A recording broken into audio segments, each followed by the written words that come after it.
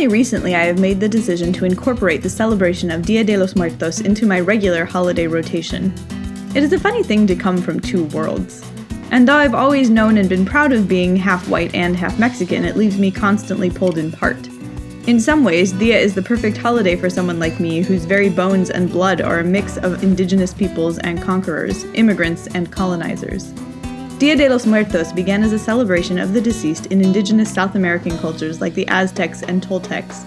The idea is that our family who have passed on are not interested in being mourned so much as celebrated. It is also thought that during the window of October 31st to November 2nd, the spirits of the deceased are allowed to visit those they loved in life, and maybe bring back gifts or food left for them as an offering. When the Spanish conquistadors descended on the Americas in the 16th century, they brought with them a fanatical and passionate Catholicism. In an interesting turn of events, they did not abolish the celebration of Dia, but rather joined it up with familiar Catholic holidays All Saints' Day and All Souls' Day. As the centuries continued, the celebration of Dia took on icons from both indigenous religions and Western religions: marigolds and Marias, Aztecs and angels, crosses and calaveras. It is like me, a mix of two worlds.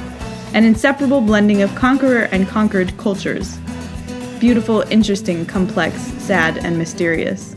It is why this celebration has such a draw even in modern times. I am neither Catholic nor do I follow Aztec or indigenous beliefs, but what I find remarkable about Dia and the reason I have brought this old tradition back to my own family is the celebration of death.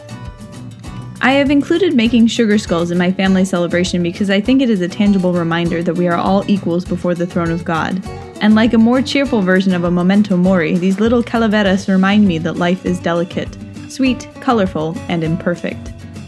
To me, death is not something to fear, it is only a temporary state. Death is the end of one chapter and the pause before the beginning of another. I do believe in a spiritual realm and that it is closer to us than we know or are comfortable with. And I think taking a day to celebrate the lives of my beloved family who have passed on remind my children and myself of their contributions to history, to their communities, and to who I am and we are as a family is completely worthwhile.